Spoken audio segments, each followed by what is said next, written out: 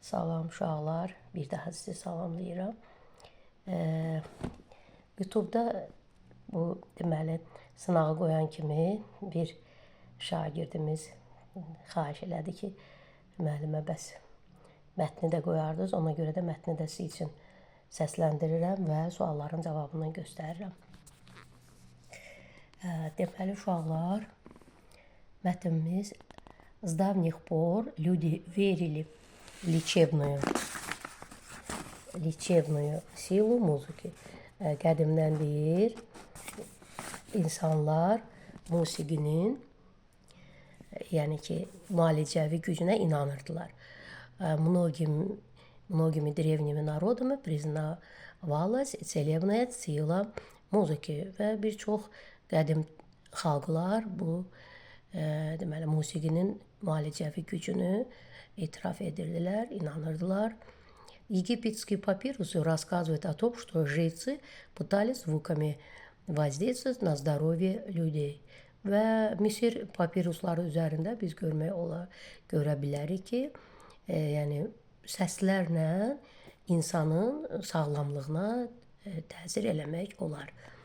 В Древнем Индии умение петь было одной из обязанностей врача. Qədim Hindistanda isə bu həkimin bir deməli mütləq, yəni həkim oxumağı bacarmalı idi. А в одном из племен Восточной Африки он появлялся перед больным с маленькими колокольчиками в руке.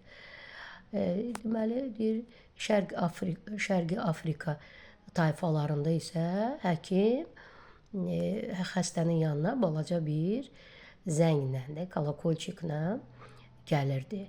Под его перезвон врач и больной пели дуэтом. Və o həmən zəngin səsi altında həkim və xəstə duet şəklində oxuyurdular. В Древней Греции muzikой, çaruyuşun peynim лечили psixologические расстройства. Deməli, qədim Yunanıstanda isə musiqi ilə psixoloji cəhətdən, yəni xəstə olan insanları da müalicə edirdilər. Muzika это средство для выработки человеческого характера, говорил Platon. Platon deyirdi ki, musiqi insan xarakterini göstərən, hazırlayan, belə deyək, bir vasitədir. А Пифагор утверждал, музыка является универсальным средством гигиены и тела, и духа. Deməli, Pifagor isə təsdiq edirdi ki, musiqi çox gigiyena və bədənin universal bir və ruhun bir universal vasitəsidir. Приятная музыка благотворно действует не только на нервную систему, но и систему кровообращения, на работу органов дыхания и даже пищеварения. Deməli, xoş musiqi ancaq əsəb sisteminə yox, deməli, qan dövranına və nəfəs orqanlarına və hətta həzmə də yaxşı təsir edir. Любимая мелодия способна вызвать увеличение в крови количества лимфоцитов клетки иммунной системы, отчего организму становится lегче bороться с болезнями. Deməli, sevimli melodiyalar altında insanda qanda limfositlər çoxalır. Bu da immuniteti artırır və immunitet də artıranda insan xəstəliklərlə mübarizə aparmağı daha asan olur. И в целом тот момент, когда звучит любимая композиция, нервная система приходит в тонус, улучшается обмен веществ, стимулируется dıxание и kровообращение. Bütünlükdə belədir ki, sevimli kompozisiya çalınanda əsəb sistemi yüngülləşir, maddələr mübadiləsi yaxşılaşır, nəfəs almaq və qan dövranı da daha yaxşı olur. Именно поэтому с помощью музыки можно навсегда забыть о плохом настроении, бессоннице, чувстве неуверенности, тревоги, улучшить память и внимание, даже развить всевозможные творческие способности. Deyir, məhz onun musiqinin köməkliyi ilə bir dəfəlik pis əhval-ruhiyyəyə son qoymaq olar, yuxusuzluğa son qoymaq olar, özünə inamsızlığı, həyəcanı götürmək olar və yaddaşı, diqqəti yaxşılaşdırmaq olar və hətta bir çox deməli yaradıcı qabiliyyətləri də yaratmaq olar da, inkişaf etdirmək olar daha doğrusu. İndi burada deməli biz bildik ki, mətndə söhbət neydən gedir? 37-ci sualda birinci sual həmişə bilirsiniz də, определите основную мысль tekstə, əsas fikri, mətnin əsas fikrini və burada mənim şagirdim bunu düz götürüb ki, muzika imеет настоящую лечебную силу.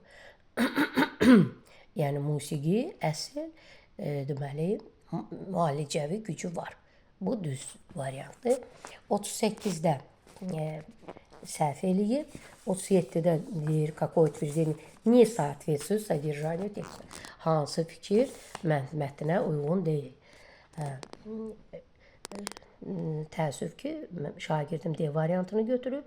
Muzika развивает творческие способности. Bu olandı, bu düzdür. Yəni ki, bu təsdiq var.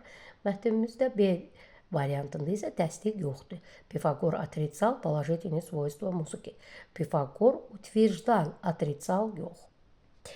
Və 39-cu sualda isə uşaqlar cümləni bitirmək lazımdır. Mətndən bu çox asandır. Həmişə demişəm ki, diqqətli olun, taparsınız və bunu da şagirdim düz tapıb. Египетский папирус рассказывает о том, что жрецы пытались звуками воздействовать на здоровье людей. Bu düzdür. Və 40-cı sualda isə о чем можно забыть с помощью музыки. Musiqinin köməkliyi ilə nəyi yaddan çıxarmaq olar və burada da variantı düz götürüb A bissonniца yuxusuzluğu tamamilə yaddan çıxarmaq olar. 40-cı sualı da düz yazıb, variant A. Sonra 41-ci açıq sualları, açıq tipli suallardır. Deməli, burada с давних пор люди верили в лечебную силу музыки. Qədimdən insanlar deməli silu muzikini düz yazıb 41-də insanlar qədimdən musiqinin müalicəvi gücünə inanırdılar, düzdür. 42-də Pifagor кто говорит о музыке как универсальном средством, bu variantda düzdür. Yəni ki, 42-də də Pifagoru düz yazıb. Sonra isə uşaqlar 43-cü sualda растение, из которого делалась бумага, deyir ki, yəni kağız nədən, hansı bitkidən hazırlanıb. Bunu şagirdim səhv yazıb. Burada papirus yazmalıydı, o isə muzika yazıb. Və ən axırıncı 44-cü sualda isə onu da dedim, bu çox kobud səhvdir. Yəni sən doktor sözünün sinonimini bilmirsən. Bəli, bilirəm, vraçdır. Bəs vraçdırsa medik nə üçün yazmısan? Medik, orada bizim mətnimizdə medik yoxdur. Doktor sözünün sinonimi vraçdır. Belə uşaqlar, bu qədər. Sağ olun.